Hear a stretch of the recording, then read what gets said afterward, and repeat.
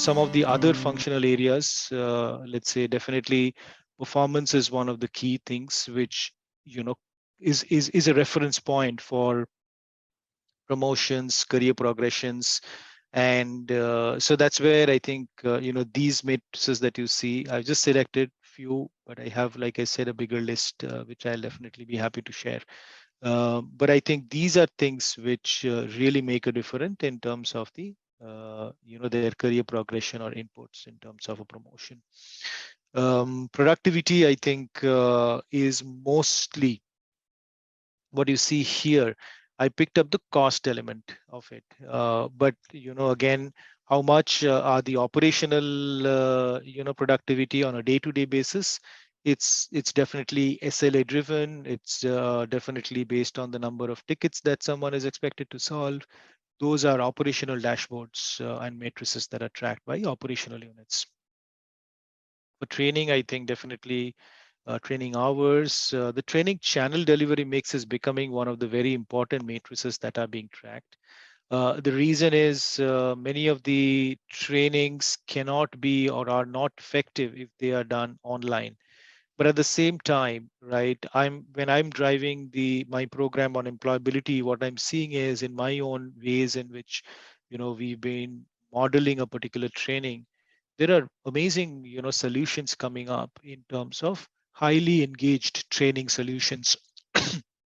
Many times we now already have a hybrid model of work, remote workforce, all of those. So you cannot, even if we want, we cannot afford to have an on-premise training always.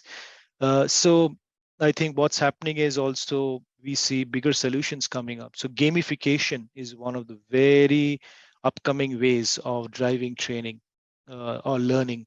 So there are gaming solutions. You play a game, right? Or if you're trying to, let's say, do a training on communication or let's say leadership or team building. I've myself done, team building trainings for early professionals through playing games.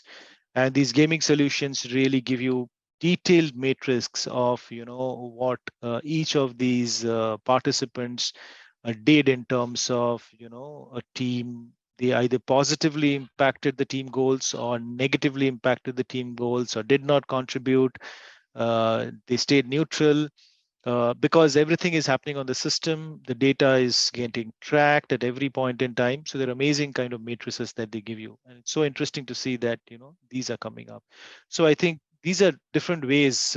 And that point in time, it becomes important for us as HR professionals to consume that data, consume that information that's coming through the matrix, and then kind of plan things that we want to plan or that we have in mind for that individual. If there's a team manager role, let's say you're trying to judge someone for, obviously you'll expect that the person contributes positively to the team goals at every point in time or majority of the times.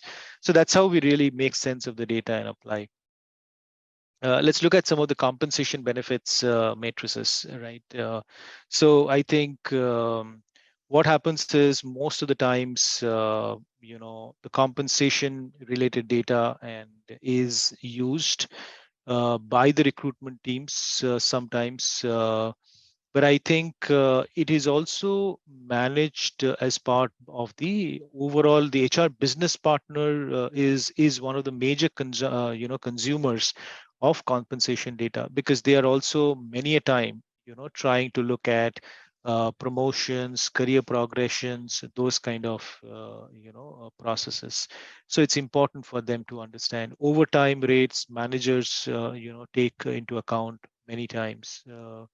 And the total compensation expense per FTE is something which is consumed only by the compensation team, because the total compensation is much more than the salary getting paid out. So there are non-salary benefits, let's say insurance premiums, paid leave accruals, some of the rewards and recognition which the employee is eligible if they hit certain goals or cover certain activities.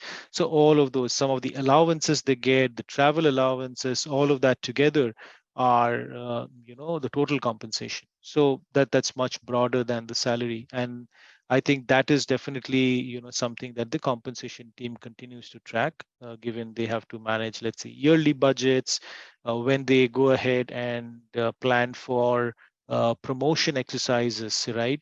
What's the percentage of increase, and all of those, comes into account, as far as the total compensation is concerned. In terms of benefits, I think definitely is, like I said, I think the compensation benefits team is now getting renamed or rebranded as Total Rewards. And Total Rewards includes all benefits. So I think benefits per employee, the type of benefits, based on the grade, based on, certain specific, roles someone is working on. Like I mentioned, someone is working in, let's say, in some of these sectors, and I again go back to my World Bank example, because we had diverse kind of employees in various scenarios and situations. There were employees who were sitting in fragile countries. So, during the Gulf War, there were people in Iraq, right? There were people in the Gulf countries who were supporting some of the infrastructure projects, right? Now, for all that time, all those projects were not put on hold. I mean, some of them were, but many of them were not. So, there are specific monetary benefits, family benefits, that those employees used to get who were posted in those regions or, locations. They used to get, let's say, a coming home benefit every quarter. So they could come back home once every quarter, at the expense of the organization, and then go back. Now, those are specific benefits for those employees who are only posted in those locations, right? So, there could be so many of these different ones that come into the benefits, and that can be different for different teams or groups of employees. Equity options, I think, is definitely a lot of things that happen in the startup and all of these sector. But there are organizations, who actually choose to give equity as part of their benefits, or the compensation benefits package. And there are many organizations who do not give equity till a particular level. So let's say it could be a tenure based benefit, it could be a benefit for everyone. But I think, it definitely is, something that organizations want to continue to track. What you see below are some of the general metrics that's tracked and consumed by various departments in the organization. So obviously, things like how many employees are hitting, let's say, so what's the, entire staffing breakdown, right? That's your demographic matrices. These are not only tracked internally, but sometimes many of these demographic benefits are also quoted for compliance purposes, for regulatory compliance, or for, even to go ahead and for a press release. Many times, people or organizations quote diversity, the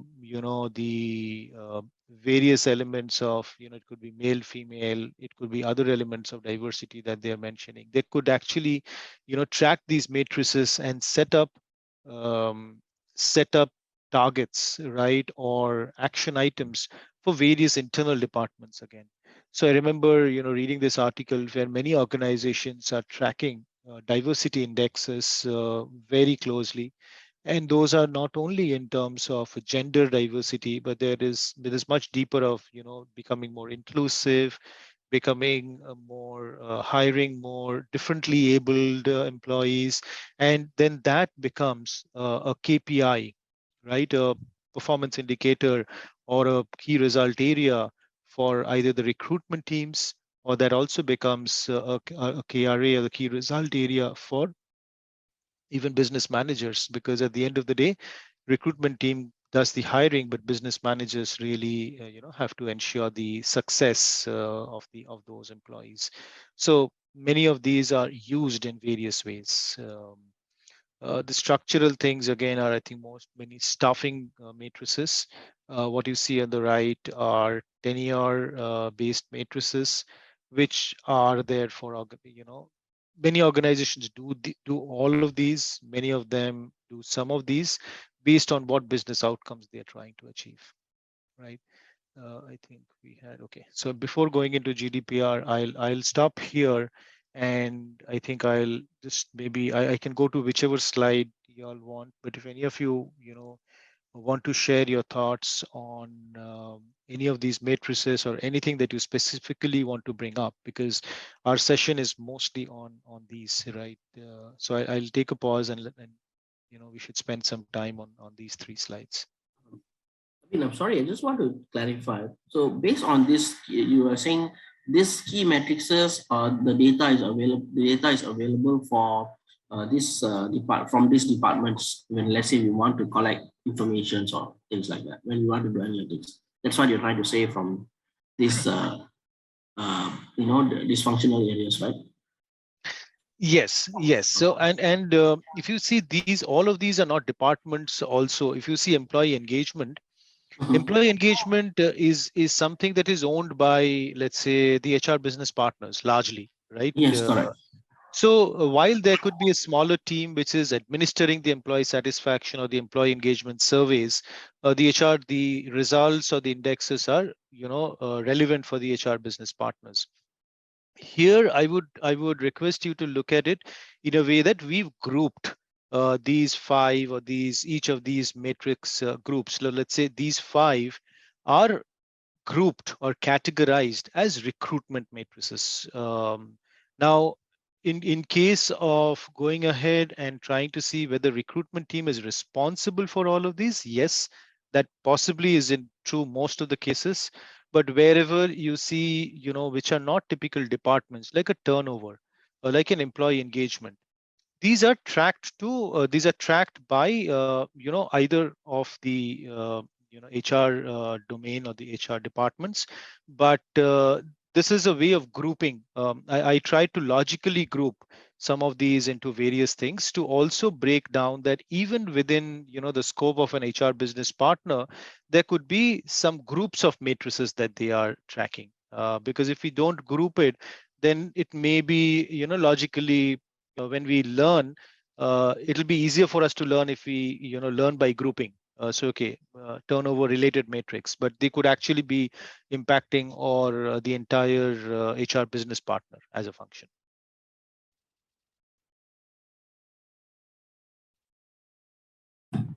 Thank you, Ben. Sure. Yeah. So any of you, want to clarify any of these, either now or even, when I share the slide, I think more than happy to do that, because and once you all say that you all are able to consume or go through entire thing and you finish a small assessment that I'll roll out, is when I would share the exhaustive list of matrices. I really want you all to go through this and consume this well.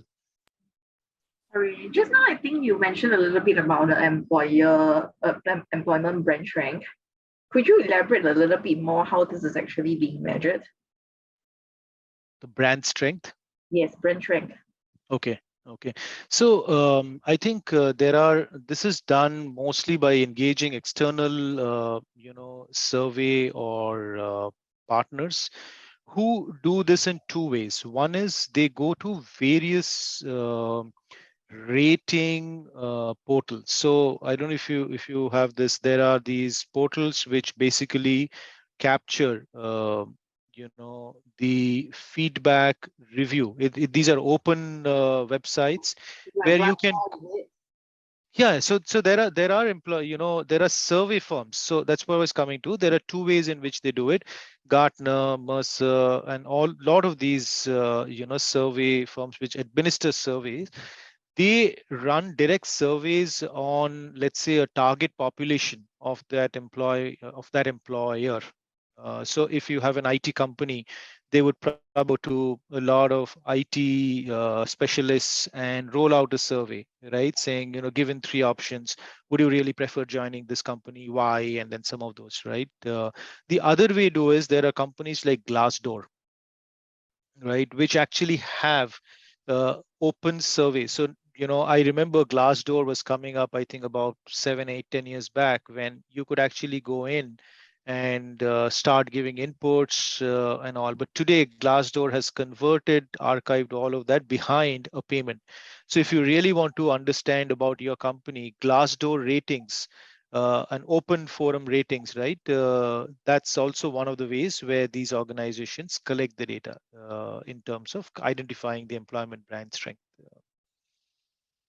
Thank you. I I have a think, question yeah. on the career management part. I see that there is the employee satisfaction with leadership. Um, have we chanced upon any metrics that measures manager effectiveness related? How well the manager has actually performed their managerial role, so to say. No, it's there. It's there as part. So I remember that in the World Bank, the employee engagement survey, which used to be there, primarily it is about giving feedback about your manager Okay. and people in your reporting relationship or a matrix relationship where you kind of reporting to another manager. But if you are and every manager used to have an employee engagement score, which means that how did they get scored by their team, right? Anyone who's reporting below them or reporting to them in the structure. So there's a large part of the employee engagement survey which is feedback around the manager. And when I go back, I can pull out maybe any of these sub matrices, if I can call it, because employee engagement index is just one of the around employee engagement. But what are the manager effectiveness related indexes? I can pull those out and share with you. Thank you. I have one last question. Do Please. we have any matrices that measure network management, internal and external networks? Uh, Interesting question. So are you referring it from the organization standpoint or from an individual employee? It can be from organization in terms of overall network management across the businesses, in terms of organization network. But at the end of the day, we are also looking at, let's say, at an individual. We want to actually promote such a culture where we want our people to expand their network, because now it's metrics organization, right? Yeah. Okay, so I'll be honest. I think I've not heard about the individual element. I can go back and check. But I've definitely true that at the organization level, it is definitely one of the key matrices. So let's say there are two of these matrices that we keep hearing. One is revenue, then your revenue projections, then those can be year on year, quarter on quarter, various ways they quote those.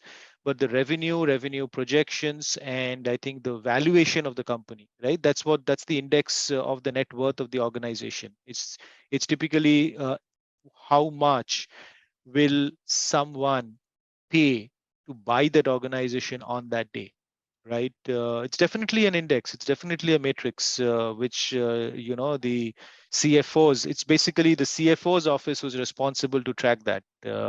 It's definitely there. So the valuation of the company, I'm sure, is one of the things. And let's say we keep hearing about Elon Musk buying Twitter, right? Now, all of those are not really cash elements, right? The net worth of the organization are not cash elements. There's equity, right? There are, let's say, preferred shares, general shares, and there are all of these individual numbers that are put together to come up with that matrix. But you're right, at the organization level, it's definitely there. The individual element, I can check and come back to you. Thank you. Sure. So I'll just give me a second. I'll just take a note of this so that I don't miss. So one thing that you mentioned was about the manager effectiveness survey, the index, and the other is the employee net worth.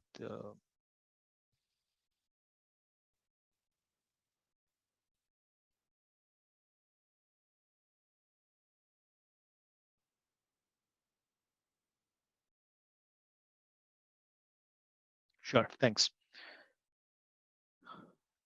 Great. So I like I said, I'll be sharing these slides. So feel free to just shoot any questions at a later time as well. So we'll move to one part of the presentation, and then we'll do a small activity after this. Now, this is one of the key things in the overall data architecture. Now, for us as functional experts, like I keep saying, that it's very important for us to look at people analytics, data analytics, HR analytics, whatever the term you're using, holistically, right? I'll start with a small story here that I faced back in 2013, and when GDPR wasn't, getting uh, it was not implemented to the extent it is done today. So the GDPR, we have it's general data protection rules, but I think it's the data privacy and data security law, for Europe, and which is, I think, the most extensive and intensive data privacy law that's available across the world. Now, there was this employee who wrote to me, and I was handling the HRIS globally at that point in time. And it was really, a news to me at that point when I got this email saying, I'm this employee, and I'm writing, for you to give me information on the following questions. The first question was, my employment data, my personal data, where all is it stored? She wanted physical locations of where all are the data centers where her data is being stored. Now, quick background of where this could become useful. While you're handling analytics, while matrices and all of those are important, as HR business partners, we are facing employees on a day in, day out, right? That's our job. That's our daily bread and butter. Now, employees could come up with these questions, and the awareness these days is immense. And we have to understand that GDPR or any data privacy, data protection rule or laws actually asks us or mandates us to go and promote these, saying employees should know that they have authority on their own data.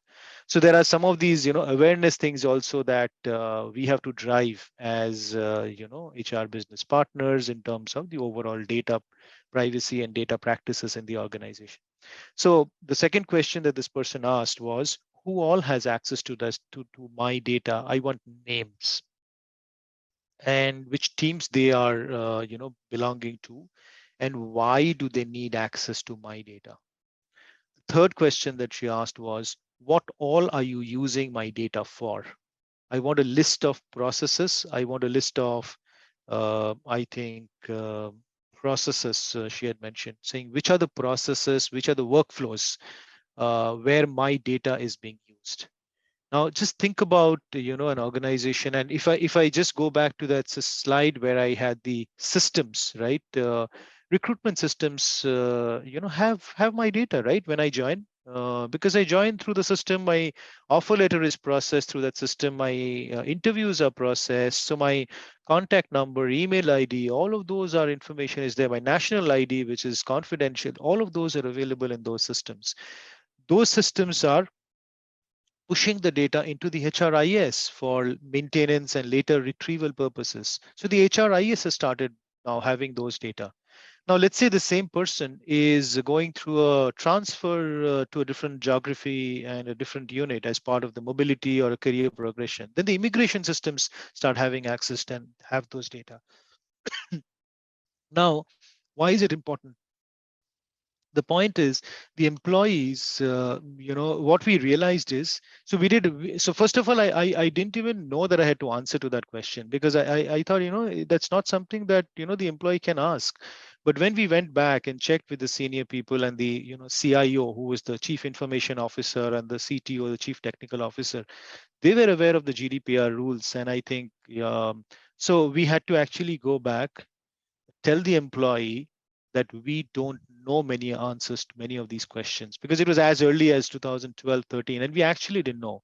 But we said, okay, we'll find out and come back to you. And we took about 3 months. And that's when we realized that many of the internal applications in that organization did not have a data archival policy, which means that's what GDPR or many of these data protection privacy rules says. After a certain point in time, you have to purge the data. You have to delete the data and ask the employee to submit it again. Because logically, if you're not using, or if the employee, for a recruitment purpose, you cannot hold data in the recruitment system 7 years beyond when the recruitment process has completed. So some of the laws say 7, 5, 3, whatever could be the criticality of the data.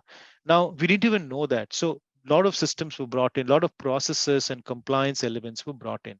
Now, I'm just sharing this because these are stories that really put us in a vulnerable spot, right? When we are in the when we are front ending business, or when we are front ending um, employees.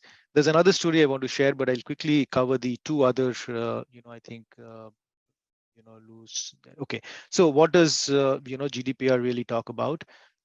So while I take the example of GDPR, I think, like I said, GDPR comes up time and again, and I'm sure many of you would have heard. Singapore has a data protection, data privacy law.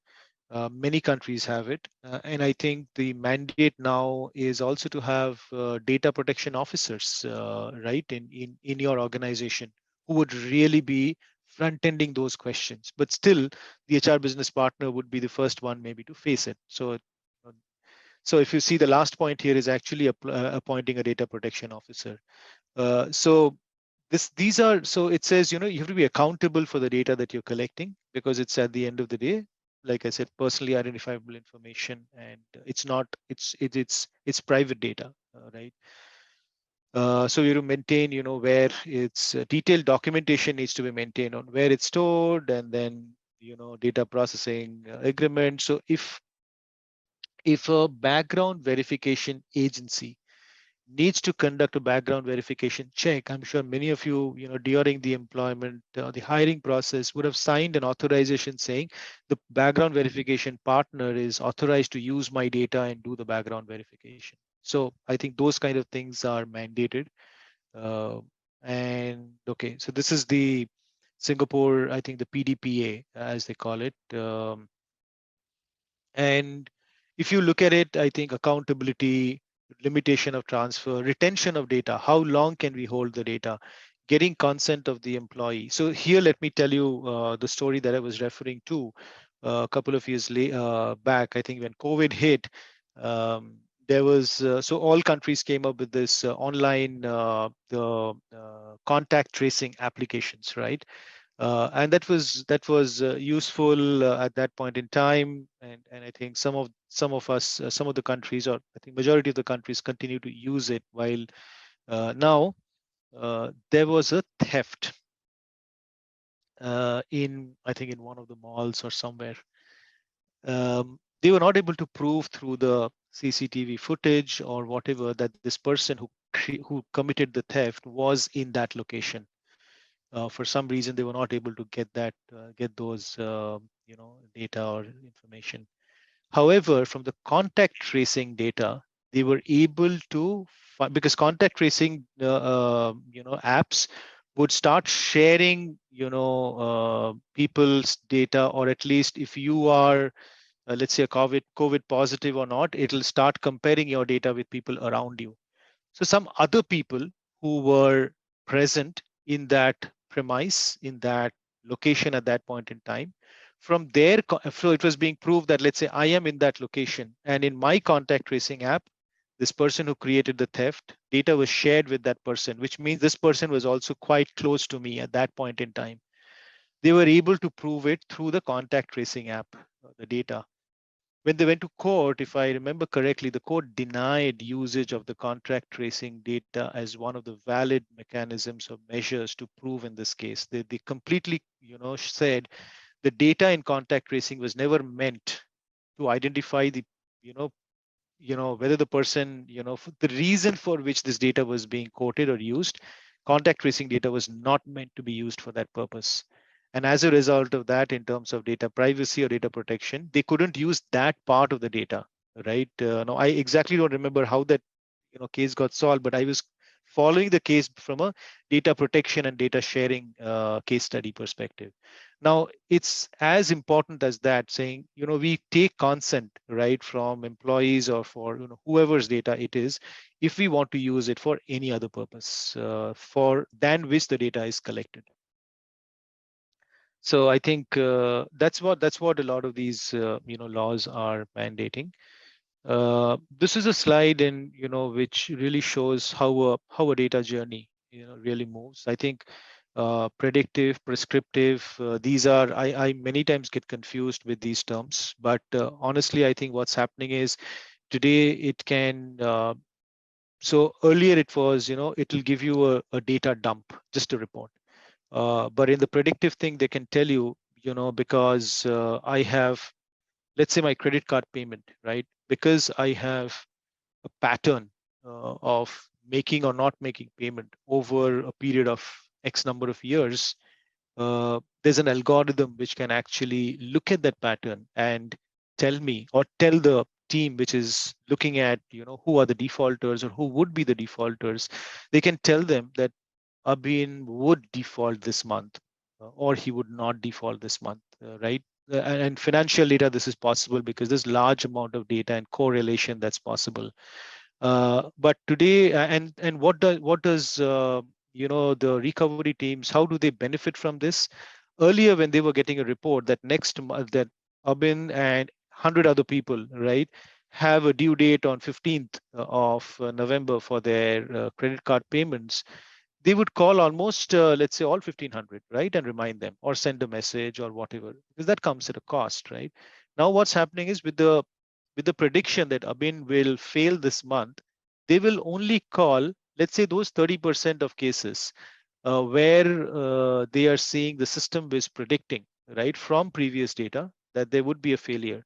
So obviously they can actually make recovery for a lot of cases where a reminder, made the difference. The person came and paid up, and they're calling less number of people, so they're using less number of resources. And I think prescriptive, I personally don't think there's too much of prescriptive, but I think there are some of those instances. I'll be happy to share those. I have two case studies of prescriptive analytics. I'll keep it for the next session, but I'll share the case studies with all of you along with the list of matrices that I mentioned. Um, I'll Yeah, so I think typically a people analytics journey is understanding the context, remove the non-important data. But I think storytelling, telling your story or telling, how the data makes sense for a particular business, for the case is also very important, right? So I think ensure that when you're looking at matrices, you're able to make sense, you're able to add some context, and then you're able to kind of really relate to it and only tell the story that's important. That's typically how each of us should convey our understanding of the analytics. um, so in terms of one of the things, exercises that I keep doing, and we have about 20 minutes left, and I think that's just enough time for us to do this. So what you see here are three statements, right? Are three findings. It could be for a particular month. It could be for whatever period. Let's say it's a monthly data that we are looking at, monthly matrix that we are looking at. So we see that a company is quoting or has found out that attrition rate. So attrition rate, turnover rate, whatever you call it, is 34%, right? Which I think is anyways the current market trend. Mm, Apart from that, they're also seeing that around 16% of the offers are met with people joining. So which means if they roll out 100 offers, only 16 people are joining. So offer to joining ratio is 16%. And employee engagement, for high risk employees. So I think I'm sure you all would have heard or done these high risk employees. Many organizations have different ways of identifying them. So what we are saying is employee engagement for high risk employees is 76%. Now this is another matrix that the organization is tracking. Now if you really look at it and relate back to the slides where we saw these, the types of matrices or the grouping or the categories, like Michael raised it, and then I was telling that it's not always the department. It could be managed by the same functional expert in HR. So there's a recruiter who's looking at this data, all three. There's an HR business partner who's looking at all three. And let's say there's an HR operations person who's looking at all three, right? Now, what I would really want you all to do is take about 1 or 2 minutes to place yourself in one of these three roles, right? You could pick up any one of them basis your comfort and your choice. It could be the current role that you are doing. It could be the earlier role you're doing or something that you want to do. Doesn't matter. Pick up any one of these roles. And when you read these three, what are 1 or 2 thoughts that are going on in your mind? One. The second thing that, what you have to share is, do you, as part of that role that you've chosen, let's say as a recruiter, do you pick up any action item for yourself, right? When you go through these, does it make any sense? Do you think that impacts your daily work? Any action item that you take back? Um, so I'll pause here and then see how you all. So initially we can discuss, clarify anything, and then we can take a pause, take a couple of minutes, think through, and then share. Okay, so if there are no questions, I'm here. Um, we'll take maybe about 5 minutes or 2 minutes. If any of you are comfortable before that, just unmute and speak or use the chat box if you're more comfortable with that. But try and place yourself in one of these roles. Look at these three matrices and make, so let me put it this way, keep it simple. Make a statement about each of these three matrices that you see, and to kind of which in any sharing around each of these three, which can be an action item, which can be your understanding, it can be any comment that you have. Okay, I would like to go first. I Go will ahead. take the stand of a recruiter. So I think I will go with the second statement. You say offer to joining rate is 16%. That means there's something wrong with the company's branding. Okay, and this has been contributed by the monthly attrition, which is about 37%, which is double the market average of 17% in most of the countries. Okay. However, employee engagement for high-risk employees is 76%. So that's a bit of, I think it is negating the effect. Probably we have to work.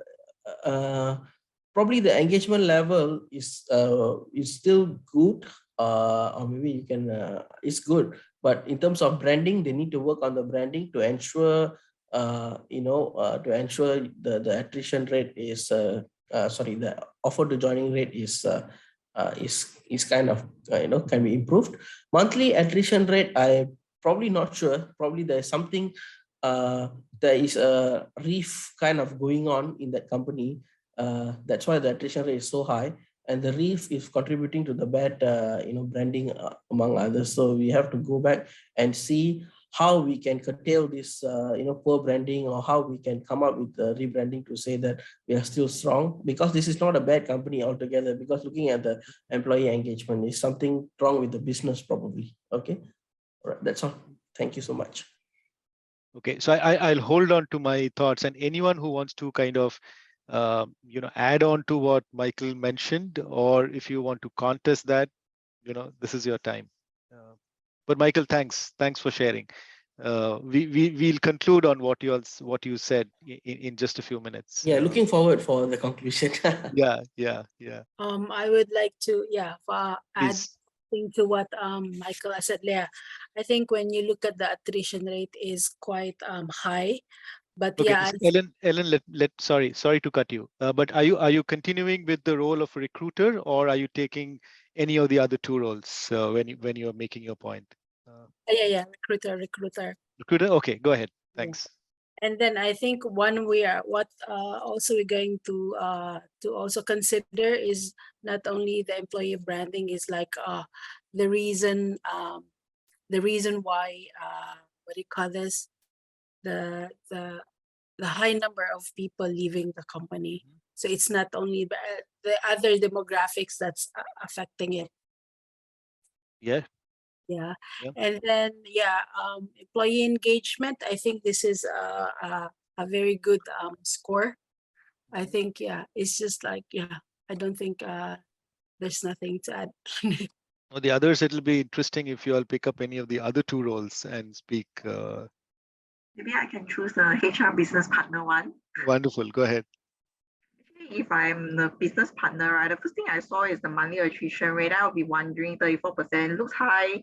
And then the first question I have is, hey, what attrition is this? Voluntary, involuntary? And then which department is driving such a attrition rate, and whether there's specific like key areas or like key people that we are looking out for. Is this regrettable kind of attrition that that we are really looking out for? And the second thing about offer to joining ratio, I think just now Michael mentioned a little bit about this is actually half of the attrition rate, but I just wanted to clarify a little bit whether this contributes to be part of attrition because these people have not joined the organization. Do we really count into attrition at all? Yeah. Okay. Okay. Yeah. Okay. I'll answer that. Go ahead. Yeah, Go and ahead. then the final one, the engagement. Actually, I have this question about here. What is the benchmark? Like, do we really say 76% is really high or low? Because I have seen across the different industries or depending on the benchmark in itself, maybe it is subjective to say whether it's high or low, or Yeah. And when we say high risk employees, what are we saying? High risk employees, are they the hypos or people that we really want to keep? From a business partnering standpoint. Wonderful. Wonderful. Yeah. Okay. Anyone else? Any thoughts? And you could bring in a complete different perspective, not agree to any of this, which is fine. Okay, great. So I think great. I think thanks and thanks for sharing. I think all of that, whatever you all mentioned, is right. So let me start with what we heard initially, right? The company is monthly attrition rate is definitely alarming, right? Because it's definitely much beyond the market rate. To answer your question around whether the employees who are not joining, whether the offer to joining ratio, the remaining 84% of people who are not joining, they are not part of the attrition rate, because attrition rate are, if you typically see, it's defined by employees leaving the organization, so they have to become employees, right? But there is one small element that comes in. So all of you would have heard about early attrition, right? And early attrition could be as less as 1 day, 7 days, whatever, right? Within a month. And there's a big fight that happens sometimes. I've seen, let's say the initial 2 weeks is, let's say, a training department, a training tenure where the new joiners are mapped to the learning and development department, or the project codes, and then they move into the deployment. Now they completed the training and they're about to be deployed and they don't turn up on the day of deployment, then who owns up the attrition? Because you rightly mentioned, from an HR business partner's perspective, which department attrition is happening is a very key metrics. But to go back to your point around, do the offer to joining ratio, people who've not joined, contribute to the attrition? They do not. The other way of looking, and I think Michael, just to, because you started and picking up your name, but I think all the three sharings were extremely relevant. I think the story that came out is the organization is a fair one, right? Is at least a decent one. While we know that benchmarking is one of the things which comes into a question and which is definitely a reference point. Sometimes it's also important for us to see what was the score last year, right? Or the previous time the employee engagement survey was run, and now. Is there a considerable increase, a rate, right? Earlier it was 72 and now 76, or was it 87 and now it came down to 76? Those are comparisons also that come up when the benchmarking points come up. Very relevant. But the employment, so typically if you see high risk employees are the one, they are definitely high posed to some extent or a large extent, because and we are saying that 76%, even on the just for the sake of discussion, we say it's a fair score, right? it's definitely 76 and not much lower, below 50 or whatever. So even if we say the organization is good, offer to joining ratio is 16%, which definitely is like deplorable, right? So I completely agree with the statement saying the branding, the employee value proposition is something that the senior management has to look at, and that's not something the recruitment team does. Branding is done by the CEOs of the organization. That's one of their key deliverables. In fact, I was speaking to one of my sales friend here in Singapore. We've known each other for 3 years now, and he's saying whenever he talks to any CEO, the two things the CEOs are really worried about. One thing is the branding, saying, will people join my organization? The second thing that CEOs are really trying to drive today are, where do I find the people I need? So, just a little off track, but I think you're right. Absolutely, the branding has to be looked at. The monthly attrition is 34. Contribution of which BUs, which manager, what type of employees are leaving, very important. So definitely there's action item there saying, can we look at the breakdown? Can we and see where all it's coming from? Is it from a particular BU, from under particular managers, certain skill sets, and that become very important, because if so many people of key skill sets are leaving, then it's really a business impact. The only thing that I want to add, so overarching all of this, is when we see 76%, which for a moment, let's consider it's an okay score or good score for high risk employees, which means that possibly these employees will stay back. They're not planning to leave. Now that tells us from a business standpoint that there is there's definitely not a month in for this month, there is less chance of we not delivering the business goals, or we not service delivery or the business impact is less. So that's the only point I wanted to add, or the storyline I wanted to add. But otherwise, I think completely agree with all the points. And let's say if I pick up, because I've been an HR operations guy throughout, right? Mostly, I've actually technically not done a HR business partner role or a recruiter role, though I'm doing a recruiter role now as one of my projects. But I think, yeah, HR operations, I think, is providing the key matrices as the breakdown. And that's exactly where I think we heard that, what are the breakdowns? So making those available and giving some correlation, saying, what was the last month's data? What is this month's data? Offer to joining ratio, which kind of employee, prospects have not joined? Did they have any other offer that they quoted? Which were those companies? So to which companies did we lose them? So providing, because typically the HRIS team I have seen in the organizations I worked was sitting under HR operations or the shared services operations unit.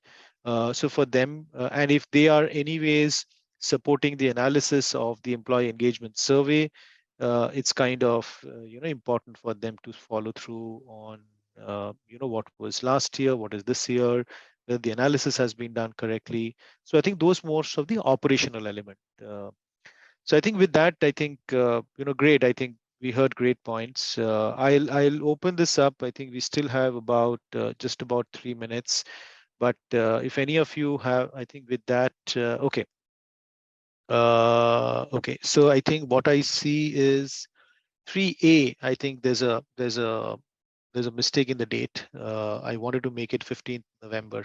I think just bear with me on that. I'll change that. But this is what we'll be doing. So today itself, I think we have a shared drive, right? So I'll send the deck across to Rita, and she'll place it in the shared drive or share it the way it's being, the regular process of sharing. Uh, there'll be a short assessment. I prefer keeping it anonymous. That's what I did last time. So as long as you complete it, I get 5 responses. I'm good. But I think I'll just include the email ID there or the name there. But keep it optional. If you don't want to mention, that's fine. But it's for you to go through some of the things that you should have, right, kind of taken back from this deck or from the discussion. So it'll cover the discussion elements of this call itself. I understand the recording will be available, so you all can refer back. So there's nothing, that we are trying to hide here. It's most about, making best use of the learning. I'll expect you all to finish the, assessment by 12th, and then I could share the reading materials, the additional list of matrices. I was supposed to, come back on. So all of those by 15th. And based on, our discussion, how it goes, I'll put in a word to Rita that, whenever you all are available, we can actually do a follow-up session. But in that session, my request will be go through that entire exhaustive list of matrices, go through the what we've discussed in this deck, and feel free to share some of the key elements around HR matrices, HR analytics, where in your current work you are about to use it, you plan to use it, or it's being used and you want, just to, brainstorm around those. Feel free to share those case studies. You do not have to, maybe, you can mask the numbers if required. You do not have to mention your organization name if required to keep those confidential. But happy to take up those individual discussions also in that follow-up session. That will be optional. So if some of you want to skip that, I think that's fine, right? So that's how I think I'll end. But happy to stay back for a few minutes for any comments, thoughts, questions. And my connections are here. All that I'm doing, feel free to connect with me on LinkedIn or just drop me a note, and then we can connect. We can stay connected.